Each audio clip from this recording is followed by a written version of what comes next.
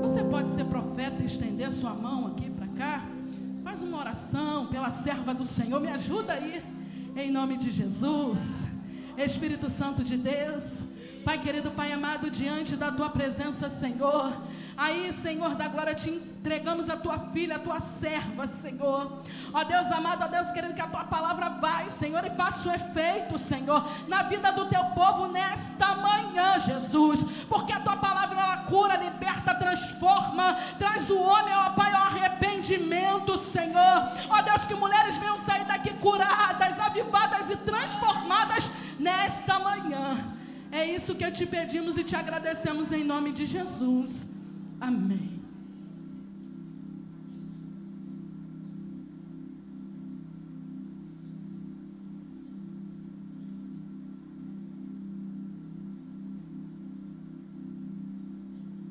Aleluia. A paz seja com todos, amém, irmãos? Amém. Uma alegria muito grande estar aqui com vocês, reunidos nessa conferência de mulheres. Nós somos princesas, somos sim servas, somos adoradoras e somos escolhidas do Senhor. E ao decorrer desses 50 minutos, vocês vão ver, e eu estava aqui me emocionando com cada louvor pelo processo que Deus operou na minha vida. E depois vocês vão estar vendo um pouco desse processo, acompanhando um pouco desse processo. E no processo eu estava adorando a Ele. E quando eu estava passando por esse processo, eu falei: Senhor, quando o Senhor operar um milagre na minha vida, que eu venha percorrer os 4 cantos dessa terra, te adorando, te exaltando, te engrandecendo. No momento do processo, estava eu servindo a Ele, chorando nos pés dEle, confiando nele.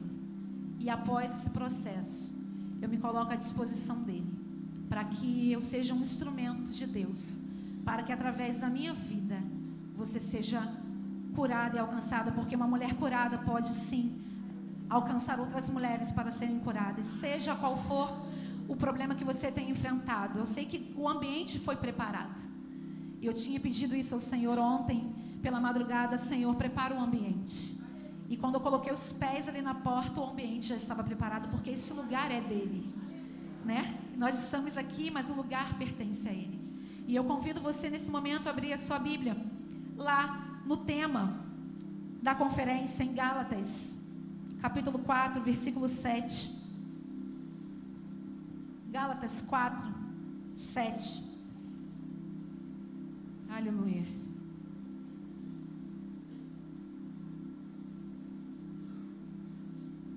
Amém? Diz assim: assim que já não és mais servo, mas filho. Então, se és filho, és também herdeiros de Deus por Cristo. Nós somos herdeiros de Deus por Cristo Jesus. Podeis assentar, queridas. Quem do ministério quiser ficar, fique à vontade. Quem quiser tocar ali, fique à vontade. Tá? Quando a Michele falou comigo a respeito disso, conheço a Michele desde criança. Nossa, casinha do Mickey, Antônio Bach, há muitos anos. E ela me fez esse convite mediante, né, o processo que eu passei. E claro, evidente, coloquei à disposição. E meditando nessa passagem de Gálatas, né, onde Paulo ali fala com a igreja que nós somos herdeiros de Cristo, eu pedi ao Senhor para me conduzir em alguma parte que falasse especificamente para mulheres. Não que nós não sejamos herdeiras, nós somos mulheres, somos herdeiras. Mas o que veio à minha mente, e ao decorrer da mensagem nós iremos entender, é o livro de Ruth. Ruth tem poucos capítulos, porém nos deixa uma grande lição de vida. No primeiro capítulo do livro de Ruth, tem vários acontecimentos, né? Uma família que sai de Belém e vai para Moabe. Uma família que provavelmente era próspera em Jerusalém, na terra prometida, porém sai daquele lugar porque há uma grande fome naquela cidade, naquele local. E foi direcionado, Elimeleque era o chefe da casa, Noemi, sua esposa, seus filhos, Quilion e Malom, foram até Moabe, saíram dali e foram para Moabe. Porém, chegando ali em Moabe nós sabemos que Elimeleque ele veio a falecer, deixando ali Noemi viúva. Nisso, mais um tempo se passa, os seus filhos, eles se casam com 2 moabitas. E para quem não sabe, Moabe vem do incesto que aconteceu entre Ló e sua filha mais velha.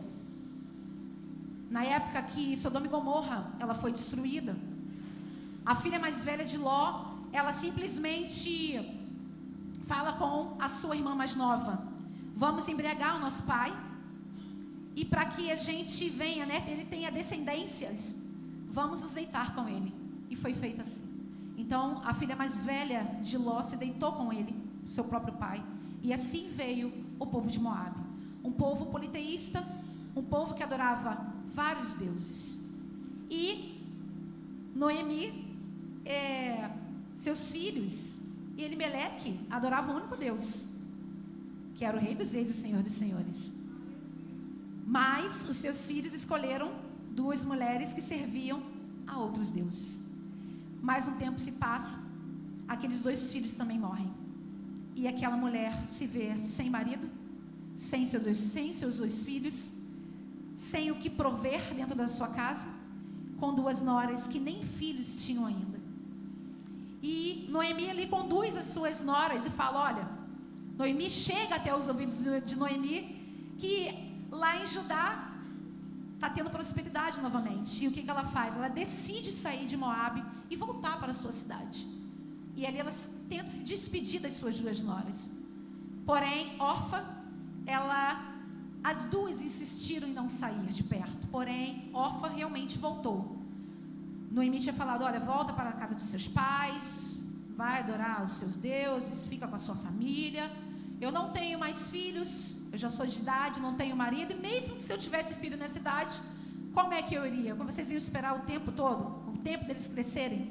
Então volte, daqui não tem mais nada para oferecer para vocês. Porém, Ruth insistentemente permaneceu ao lado da sua sogra Noemi, ao ponto que Ruth, e a história de Ruth está totalmente ligada com Gálatas capítulo 4, versículo 7 que nós lemos. Porque aquela mulher era uma mulher que antes era estrangeira e ela se tornou herdeira. Ruth antes era escrava porque ela servia a outros deuses. Mas ela naquele momento, perante a sua sogra, ela disse: eu largo, deixo para trás os meus deuses. Deixo tudo para trás para servir o mesmo Deus que o seu. O teu Deus é o meu Deus. Aonde tu fores eu irei. E assim, ela volta para Judá, para Belém, junto com a sua sogra. Sem nada, com vergonha. Não tinha bens. Aquela família, aos olhos naturais, ela estava totalmente destruída. Muitas vezes você pode ter adentrado por essas portas hoje achando que a sua família está totalmente destruída. Muitas vezes você chegou nesse lugar totalmente destruída. Por fora, embelezada, maquiada, arrumada. Mas por dentro, totalmente destruída. Sentimentos, pensamentos e até mesmo a família. E o que o Espírito Santo de Deus me trouxe à memória agora era que não tem a ver com Ruth, que tem a ver com Ruth, porque, para quem não sabe, Ruth foi bisavó de Davi.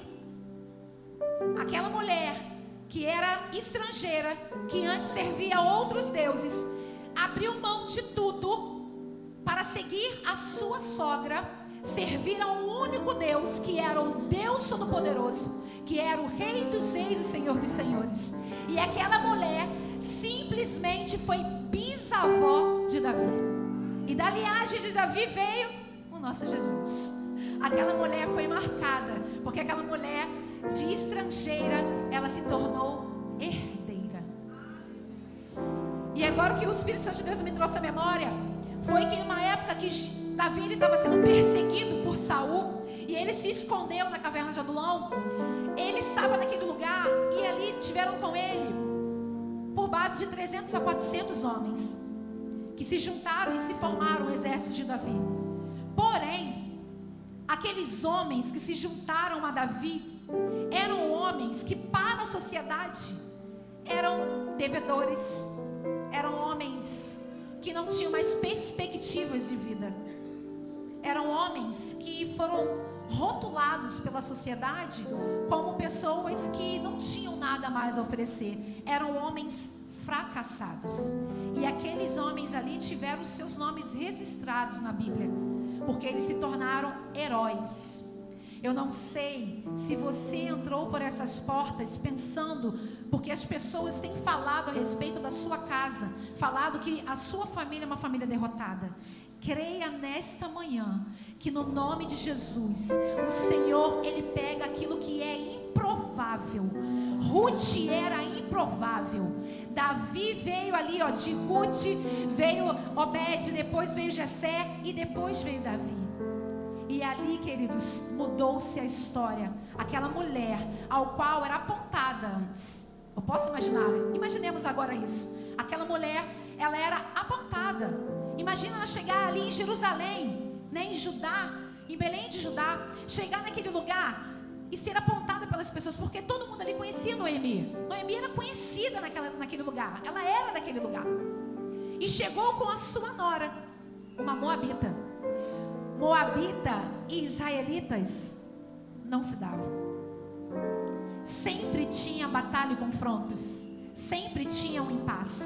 Então eu imagino os olhares daquele povo para aquela mulher, sem marido, não tinha ainda filhos, que veio de uma outra cultura, e ela abriu mão de tudo por amor à sua sogra e porque ela queria amar a esse Deus que a sogra amava. Ela via, tudo isso foi pelo fato da maneira que Noemi servia a Cristo. Desde o momento, nós somos espelho, nós somos exemplo. Por mais que as pessoas pensem que não, você pode pensar que as pessoas não estão te observando, mas você está sendo observada a todo momento. Eu estava essa semana agora, porque eu voltei para a academia, para cuidar do meu corpo, do templo do Espírito Santo de Deus, porque é necessário nós cuidarmos do corpo. E ali eu estava conversando com a professora da academia, falando, eu passei por um grande processo, estou voltando agora. Ela é mesmo, e eu mostrei a foto, e uma menina passou e falou assim, é mesmo, eu sigo ela nas redes sociais. Ela realmente passou por um processo. Aí eu falei, meu Deus, não a conheço. E eu falei com meu esposo, eu falei, Abraão, essa menina falou que me segue nas redes sociais. Ele, tá vendo? Nós somos observados o tempo inteiro. E quando nós adoramos, servimos ao Senhor, nós servimos de exemplo para os de dentro da nossa casa e para os de fora também. E eu creio que você está aqui nessa manhã porque você está querendo cada vez mais aprender sobre isso. A ser uma mulher virtuosa, a ser uma mulher que seja cheia da autoridade de Deus. Uma mulher que aonde passa as pessoas apontem você como uma adoradora, como uma verdadeira adoradora. Que adora o Senhor como uma herdeira do Senhor. E Ruth, voltando aqui em Ruth, ela volta, para Belém junto com a sua sogra Noemi. Gente, elas não tinham nada. A Bíblia fala que não tinham o que comer, não tinham quem prover os homens, e não tinha mais.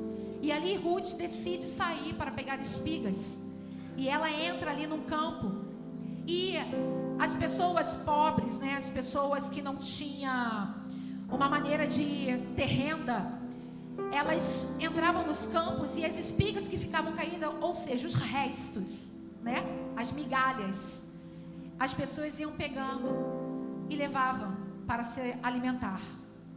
E Ruth estava no campo, que era o campo de Boaz. E Boaz era parente de Elimeleque. E simplesmente, à primeira vista, quando Boaz olha para aquela mulher e fala, pergunta, o seu moço, fala, quem é essa? E ali eles falam da índole de Ruth. Esta é a nora de Noemi. Esta mulher, ela é uma mulher respeitosa. Ela é uma mulher que veio junto com a sua sogra para cuidar da sua sogra. E Boaz começou a olhar Ruth com outros olhos. E por que essa palavra ela está ligada com Gálatas? Porque nós somos libertos por Cristo Jesus. O Senhor, Ele fez um resgate por mim e por você. Boaz, ele foi o resgatador de Ruth. Boaz aqui representa o próprio Cristo, que ele resgatou Ruth da onde ela estava. Ele proveu na vida daquela mulher. Ele resgatou aquela mulher. E a mesma coisa Deus tem feito na minha vida e na sua vida. Ele tem resgatado. Ele quer resgatar nesta manhã na sua vida os seus dons. Mulheres que enterraram seus talentos. Mulheres que não têm mais ânimo de trabalhar na obra. Mulheres que se entristeceram com alguma coisa dentro da igreja e decidiram abrir mão do chamado que Deus deu para você. É manhã de você voltar. É manhã de resgate. É manhã de você tomar uma posição. É manhã de você decidir: Senhor, eu quero voltar. Voltar a trabalhar. Voltar a ser um instrumento do Senhor. Deus não te chamou para ficar nesse banco, queridas. Deus te chamou para fazer a diferença nessa terra. Deus não te chamou para ser mais uma na multidão.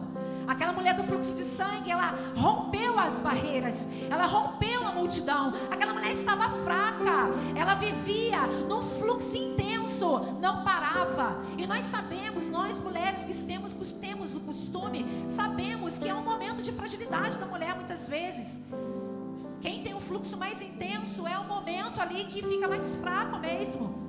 Imagine aquela mulher por tantos anos passando por esse momento de aflição, sendo julgada, foi colocada para fora da sua casa. Ela era considerada uma mulher imunda, uma mulher suja. Mas ela rompeu a multidão e ela foi ao encontro de Cristo. Ela não se importou com nada que iam pensar. E aquela mulher alcançou a orla e saiu virtude das vestes de Jesus, ao ponto que ele falou: alguém me tocou.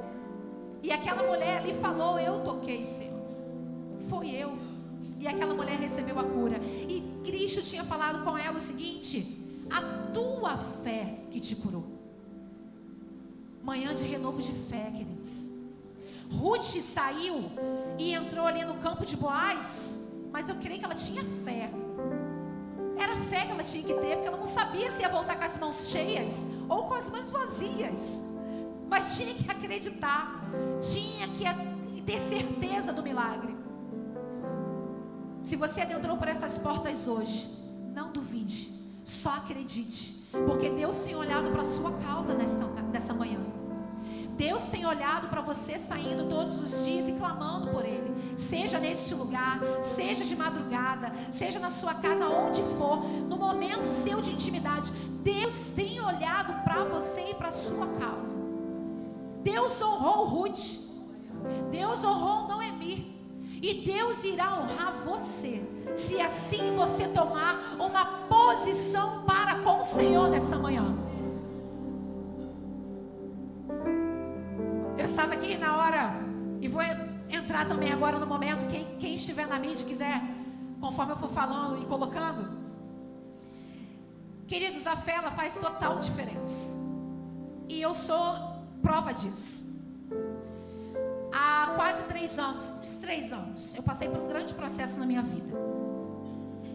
Eu era assim antes, treinava, morava aqui em Comendador, lá do outro lado, era professora de educação física, dava aula em 5 academias antes da pandemia. Eu cuidava muito do meu corpo, amava, cuidar do corpo, porém, corpo externo.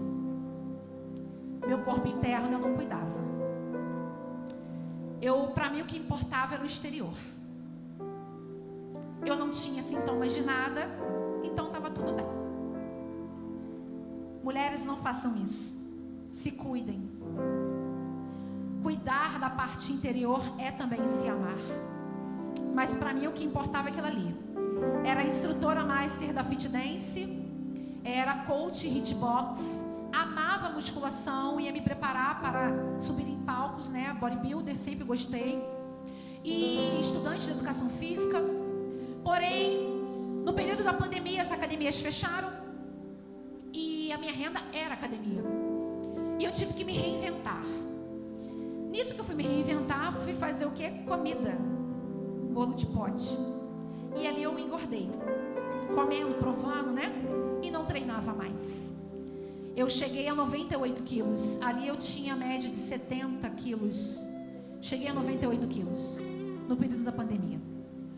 E eu tinha me mudado para Coroa Grande com meu esposo Abraão. Ficamos ali 1 ano em Coroa Grande. E no período quase ali no pós-pandemia, né? Tudo estava começando a reabrir. E eu tive a proposta, na entrada do condomínio, eu estava abrindo uma academia, tive a proposta de voltar a dar aulas. Só que eu estava bem acima do meu peso. E ali eu comecei a fazer uma reeducação alimentar. E eu comecei a treinar novamente nessa academia. E eu comecei a fazer acompanhamento que a gente chama de coach, né? Uma pessoa formada em educação física e em nutrição e monta tanto o seu treino quanto a sua parte alimentar. E comecei. A gente mandava as fotos, mandei. No primeiro mês perdi 6 quilos, seguindo disciplinada, ok. E aí tinha que mandar as fotos para ele. E ele virou para mim e falou assim: Grazi, vai ao médico. Por quê? Você está emagrecendo bem. Porém, a sua barriga não está condizendo com o teu corpo. E eu virei para ele, como estudante de educação física: não, Bruno, fica tranquilo. Isso aqui é gordura visceral. Vai sair. É a gordura mais difícil de sair. Vai demorar, mas vai sair. Ele tá. E aí no segundo mês, mando novas fotos. Meu corpo já está ficando mais definido, mas a barriga não diminuiu tanto. E ele: Grazi, vai no médico. Eu: tá, Bruno, eu vou. Passou-se ali mais alguns meses. E aí ele virou para mim e falou: Grazi, vai ao médico. E ali eu fui ao médico. Entrei no consultório de um gastro junto com meu esposo Abraão. E nisso que nós estávamos ali, o médico pediu vários exames. Fiz vários exames. Quando eu fui fazer o exame de a ultrassonografia que ele tinha passado, o rapaz virou para mim e falou assim: você tem o costume de ir no ginecologista? Eu falei: então, não. Mas eu vou marcar com a minha ginecologista. Aí eu: por que tá tão ruim assim? Ele: olha, vai na ginecologista porque você tá com mioma. Eu tô com mioma? Tá com mioma. O mioma de, na época, 24 ou 23 centímetros. Aí eu: ah, é? É. Tá, mas eu nem me liguei. Não me liguei. E ali, levei os exames pro médico. O médico entrou em desespero. Graziele, precisamos marcar a sua cirurgia, porque você tá com um mioma muito grande. E eu: calma, doutor, calma. Aí ele: Graziele, você pode morrer a qualquer momento. Menina, não, vou ver aqui médicos para você operar. E aí ele chegou para mim e falou assim, botou a mão no meu ombro: se prepara. Aí eu: me prepara? Ele: se prepara. Eu: por quê? Porque o seu útero vai ser retirado. Eu falei: não, meu útero não. Eu falei: não, meu útero não. Ele vai ser retirado pelo tamanho do mioma? Vai sim. Eu falei: não, doutor, não vai ser retirado. E o meu esposo do lado ainda era um homem de pequena fé, de pouca fé. E ali ele: não, Grazi, se a gente tiver que adotar, a gente adota. Eu falei: não, Abraão, não tem problema nenhum de adotar. Não tem problema, mas eu ainda irei engravidar. Não sou mãe ainda. Não vai retirar o meu útero. E ficou aquele impasse. Desde o primeiro diagnóstico, Deus sempre me deu paz. Paz, tranquilidade. Não me abalei, não chorei, não me desesperei e fui seguindo a minha vida. Vindo aos médicos, ia uma equipe, a primeira equipe ia fazer a cirurgia. Minha irmã, que está aqui, Camila, foi comigo levar o risco cirúrgico. No risco cirúrgico, eu ia fazer pelo plano. No risco cirúrgico, o médico veio com um termo de responsabilidade, que se ele não conseguisse preservar o meu útero, ele seria retirado. Mas estava um impasse tão grande, aquela equipe médica, que chegou um momento, eu falei assim para o meu esposo, eu falei assim: ó, eu não vou ver médico nenhum mais, chega, isso é uma máfia, não quero saber mais, Deus vai me curar em casa, e indo para a igreja, eu não vou mais procurar médicos. E aí que o meu esposo entrou em desespero. Abraão começou a fazer tratamento psicológico. Abraão ficou depressivo. Minha mãe, desesperada, E eu com a minha fé. E na santa paz de Jesus. Com a barriga desse tamanho. E aonde eu passava, as pessoas que já não me viam há muito tempo se assustaram. Porque eu parei de sair. Eu ficava dentro de casa. Eu não saía mais. Porque quando eu saía de casa, as pessoas me paravam. Porque gostam de mim, eu sei disso. E eu ficava sem graça pelas pessoas. Porque as pessoas chegavam: Grazi, você tá grávida. Ai, que coisa linda. Eu, não, então, é mioma. E a pessoa ficava totalmente sem graça. E eu ficava mais sem graça ainda. Me perdoa, eu falei: não, relaxa, fica tranquilo. Eu fiquei praticamente 1 ano sem ir aos médicos. 1 ano sem procurar mais ninguém, nada. Acreditando que Deus ia fazer o sobrenatural e eu ia ser curada sem precisar passar por cirurgia. Só que aí, as minhas pastoras, né, a pastora Andréia, eu congrego na Comunidade Evangélica Resplandecente Estrela da Manhã, na Serém, que tem ali Comendador, só que eu congrego na filial em Nilópolis. E a pastora Andréia, no começo de 2024, em janeiro de 2024, mulher, né, de Deus, mulher que tem... Ela virou para mim no gabinete e falou assim: minha filha, você precisa voltar aí nos médicos. Não dá para você ficar nessa situação, eu estou muito preocupada com você.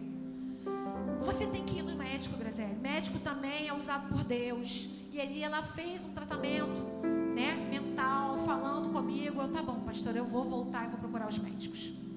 Volto eu procurar os médicos e eu tenho um plano de saúde. Voltei ali a procurar os médicos. Só que eu falei com Deus, eu falei: Senhor, eu creio que o meu útero não será retirado. É o que o Senhor tem falado comigo. Queridas, era algo que ia além de coração, porque nós sabemos que o coração do homem é enganoso. Era uma convicção tão convicta que mesmo que os médicos, vários médicos, eu passei por vários médicos, e eles falavam assim: e teu útero? Joga pra ralo, não tem mais jeito. Assim mesmo, não tem mais jeito. Você não vai conseguir manter teu útero. E ali me indicaram ir pro público. Não, vai no público. Fui também no público. Nada. E ali, um dia eu estava no Instagram. Nunca tinha pesquisado nada. Apareceu para mim um médico especializado em preservação de útero. E eu falei: meu Deus, nunca procurei. E apareceu ali para mim. A consulta era caríssima. Mas aí eu falei com meu esposo: Abraão, vamos. E fomos. E ali eu perguntando pro médico o valor da cirurgia, né? Ele falou: olha, dá para preservar. Ele nunca precisou tirar um útero, sempre preservou. E ele não quis falar o valor. E aí meu esposo até falou: mas fala, só pra gente ter uma base para ver o que nós vamos fazer. É o quê? 50 mil? Não, muito mais do que isso. 50 mil? Não, muito mais. Aí eu, meu Deus, aí eu olhei para Abraão, falei: não, doutor, então vamos fazer o seguinte, vamos ver como é que vai ficar essa situação. Só que a todo momento eu estava apegada com Deus. A todo momento eu falava com Deus. A todo momento eu buscava Deus. Eu não virei as costas para o Senhor. Eu não deixei de adorar a Ele. Mesmo com essa barriga desse tamanho, eu estava nos cultos da igreja. Eu estava ministrando louvor. E não era só isso, tá, queridos? Na cirurgia nós descobrimos que não eram 4 miomas como aparecia na ressonância. Na ressonância apareciam 4 miomas. Sendo que nessa situação aí ele já não estava mais, que depois de 1 ano ele cresceu mais. De 23 ou 24 ele foi para 30 centímetros. E eram 4 miomas na ressonância, cisto no ovário direito, nódulo no intestino, apêndice inflamado. E devido a esse mioma grande, os meus órgãos foram totalmente mudados de lugar. O útero não estava mais no lugar, a bexiga já não estava mais no lugar, tudo fora do lugar. E mesmo assim, a minha veia cava sendo comprimida, eu estava no altar adorando ao Senhor. E eu ficava 30 minutos cravado. Era o máximo que eu aguentava ficar em pé, sem inchar os meus pés. Quando dava 30 minutos, começava uma dor aqui na virilha, da veia cava, e latejava muito, e os meus pés inchavam demais. Mas eu estava ali, com dor, adorando e exaltando o nome de Deus. Nada me atrapalhava, nada me impedia de estar na presença dEle. Teve uma das pregações que a pastora pregou, e aquilo ali eu tomei para a minha vida, que ela disse o seguinte numa Santa Ceia: quando você coloca Cristo no centro, tudo começa a ser movimentado. Mas quando você coloca o problema no centro, tudo desanda. E ali eu falei com Cristo, eu falei: Senhor, eu já tenho te colocado no centro, mas eu faço um compromisso contigo. Tu vai ser o centro da minha vida. Eu vou respirar o Senhor a cada dia. O problema eu já entreguei no teu altar e eu não pego mais. Entenda algo: quando vocês depositarem um problema aqui no altar, não pega de volta não. Se você falou que confia, confia. Se você fala que acredita, acredite. Agora, falar que crê, que acredita, enquanto isso está aqui dentro, saiu, pegou o problema e levou para casa, não vai adiantar. Você vai continuar nessa peleja que você está. O processo é necessário. Precisamos passar pelo processo, porque o processo nos dá amadurecimento. Porque só pessoas maduras no Senhor não fazem como aqueles 10 leprosos que foram curados e não voltaram, só um voltou, os demais não voltaram nem para agradecer. Nós precisamos passar pelo processo para não nos desviarmos quando estivermos com a bênção nas nossas mãos, para não perdermos a nossa bênção. E esse processo estava ali buscando, adorando e exaltando o nome de Deus. E procurando médicos. Passou esse médico, eu falei: olha, Abraão, tá muito caro, não dá. E a gente tinha comprado a nossa casa, porque a gente achou que ia ser feito tudo pelo plano, com preservação do útero. E depois desse processo eu entendi que o plano de saúde não paga cirurgia para quem quer preservar o útero. Para quem quer preservar o útero é só no particular. Nem o público preserva o útero. O público, por muitas vezes, também retira tudo. Então, como eu estava ali, porque eu sabia que tinha promessa. E eu sabia que tinha promessa porque mesmo em janeiro de 2024, no mesmo janeiro que a pastora tinha falado comigo, eu um dia sentada vendo uma série com o meu esposo Abraão, falei assim: Abraão, vamos ver nome de filho?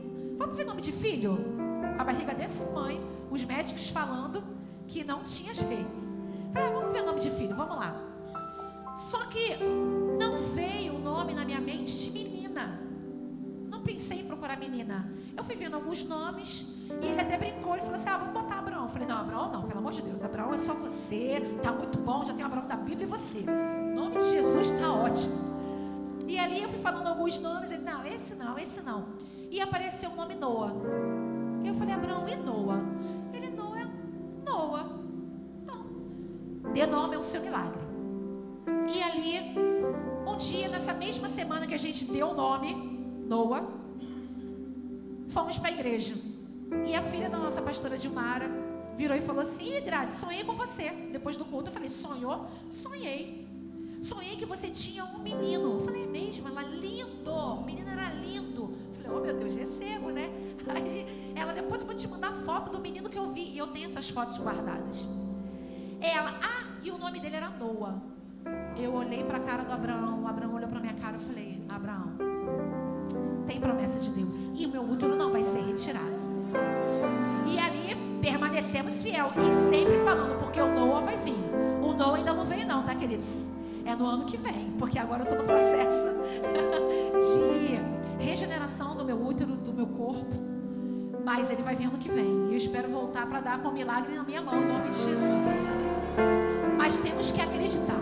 Eu costumo dizer o seguinte: antes de você receber o milagre, você tem que crer. Mas você também já tem que ver o milagre. eu já enxergo o milagre. Antes de eu passar pela cirurgia, eu já via o meu milagre do meu útero aqui. Mesmo quando tudo falava que não ia dar certo. Queridos, você imagina, queridas, eu virava para minha família e falava, não, vai ser, minha irmã está aqui. Minha irmã chegou um dia, reunião de família, e eu sentada na mesa da cozinha, e aí minha mãe, minha irmã, meu esposo, meu pai, minha filha, você não acha melhor passar por essa cirurgia logo pelo plano, tirar logo esse útero? Minha filha, pela tua saúde, você vai botar sua saúde em risco. Eu falei, gente, eu não vou tirar o meu útero, Deus ainda vai fazer um sobrenatural.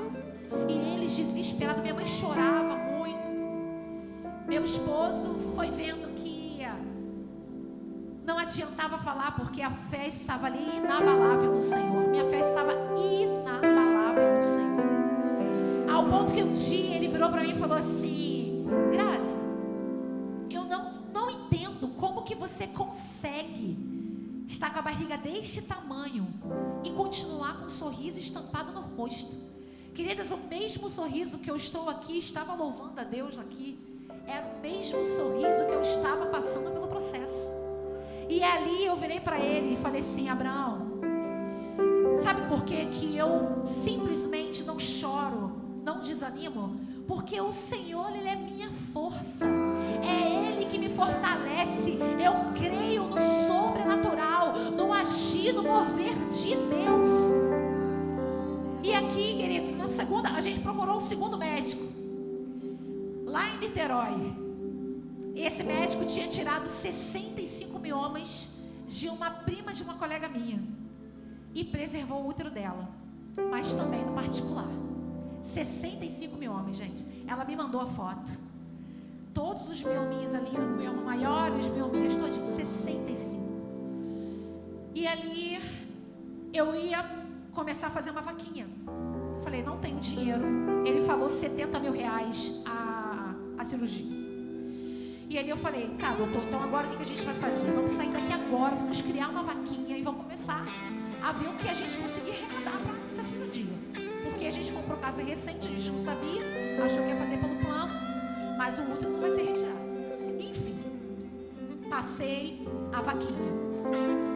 Deus assim fez um mover, gente, tão grande. Uma coisa que Deus colocou no meu coração agora: não espere das pessoas que estão ao seu redor, tá? Deus envia pessoas que você nunca imaginou para abençoar a sua vida.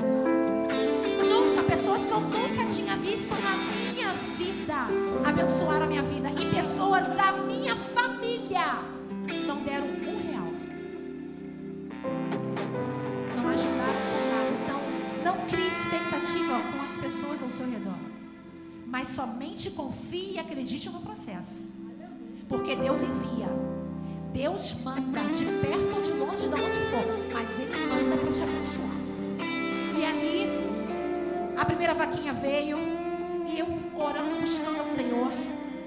Entraram em contato comigo uma vaquinha que é muito conhecida, acho que muitas de vocês conhecem, que é a Voa Vaquinha, que é da empresa Razões para Acreditar. A Voa Vaquinha é a maior vaquinha do Brasil. Essa empresa, e um dia, olha como é que são as coisas, um dia eu estava em casa, eu falei assim com meu esposo Abraão, eu falei, Abraão, imagina, eu falei assim mesmo com ele, eu falei, imagina se a avó entra em contato comigo, falando que gostou do meu caso, e ali vai divulgar o meu caso. Aí eu mesmo virei e falei assim, mas tem muitas pessoas precisando muito mais do que eu, isso não vai acontecer não. Passou-se um tempo, entrou em contato comigo pelo direct do Instagram, uma das responsáveis pela vaquinha da Voa. E ela entrou em contato comigo falando que viu o meu caso e que queria cuidar do caso.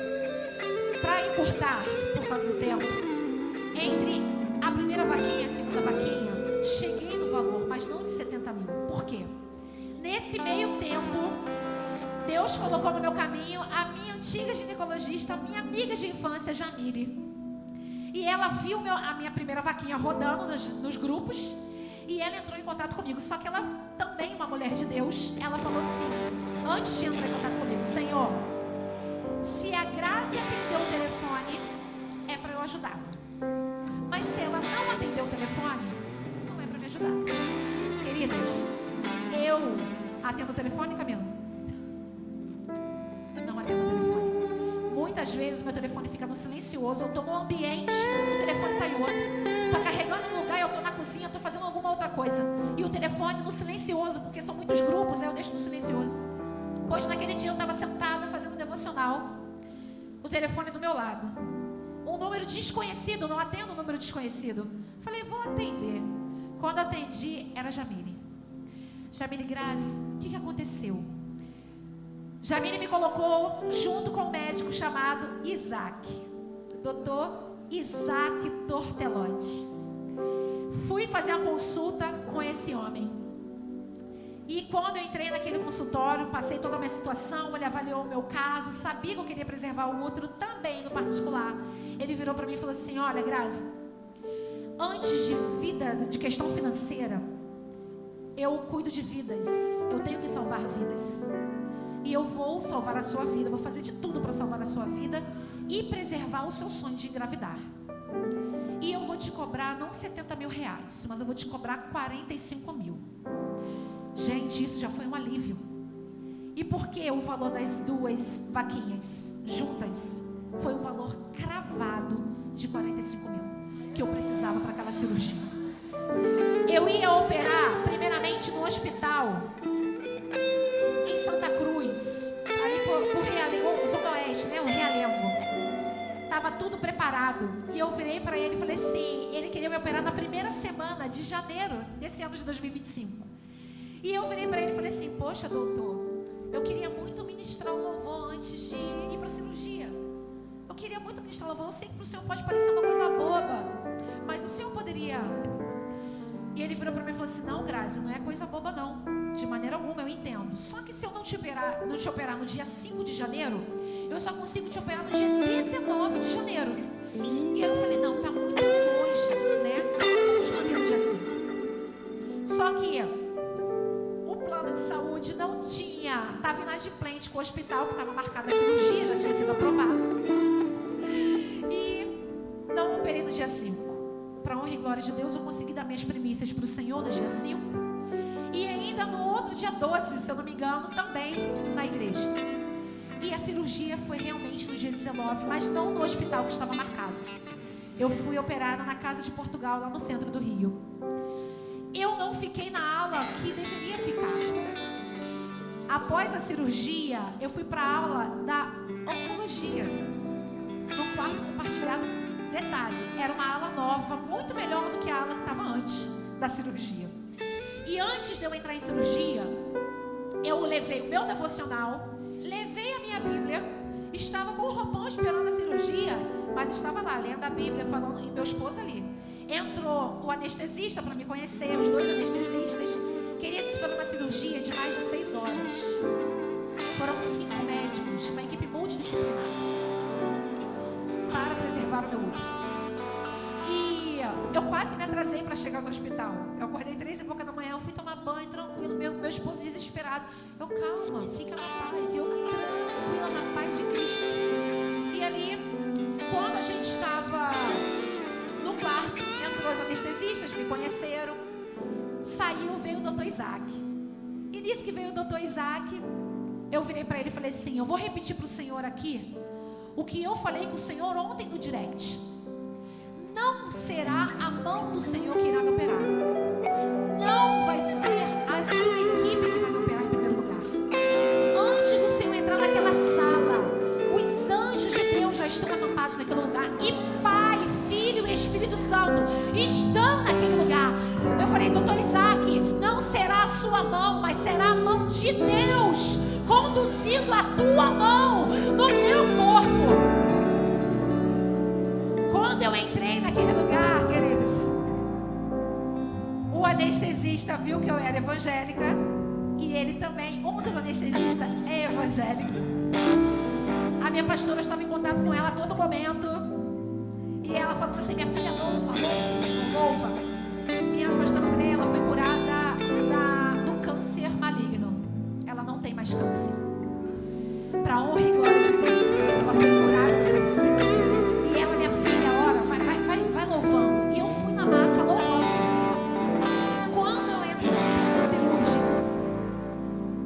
só escuto um louvor.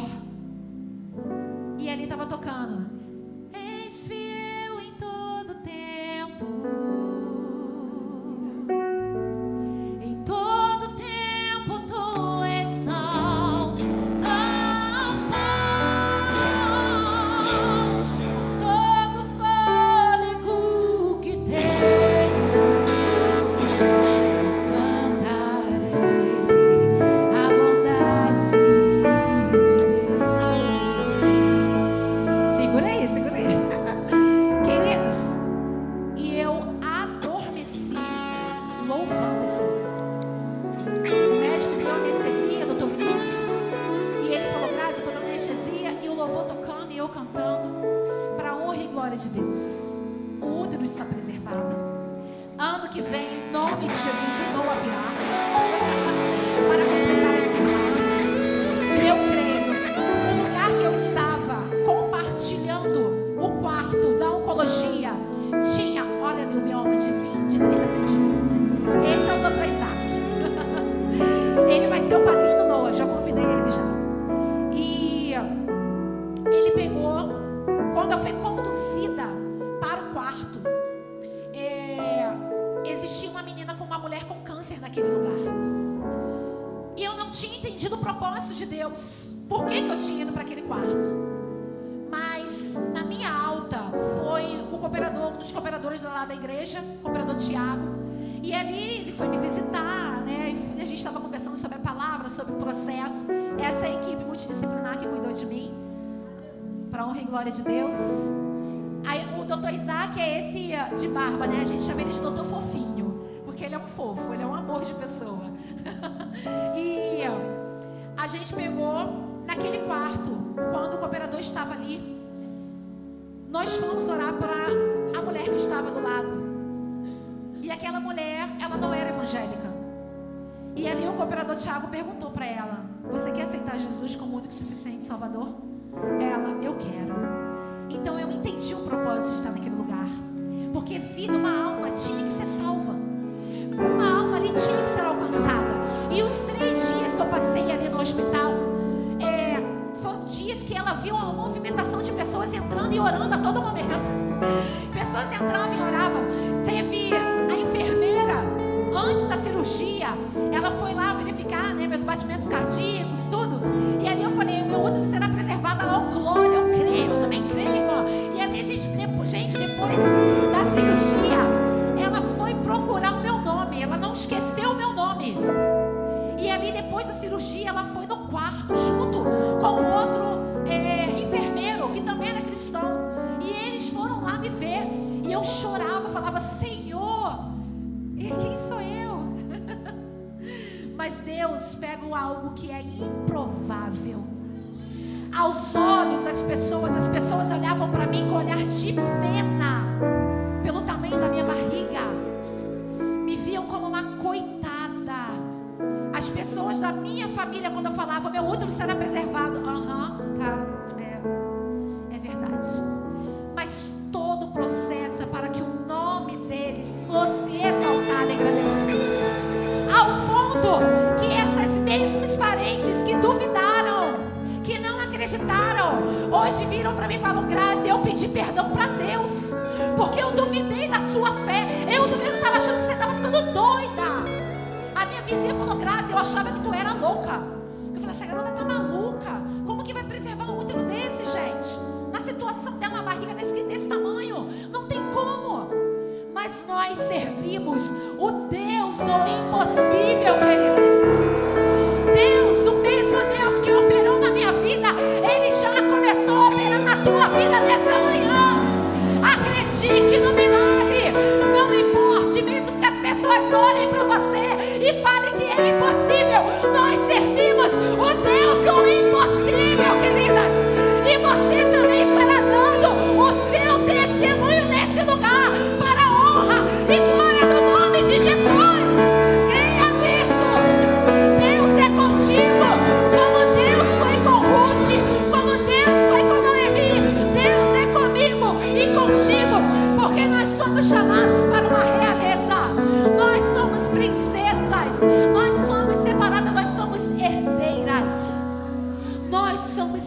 maravilhas de Cristo. Então, antes de terminar, eu convido você a ficar de pé. Eu ia cantar de novo, vou cantar de novo aquele no escape. Porque o inimigo, queridos, mesmo que ele pode tentar laços e embaraços contra a sua vida, só confie e acredite em Deus. Amém?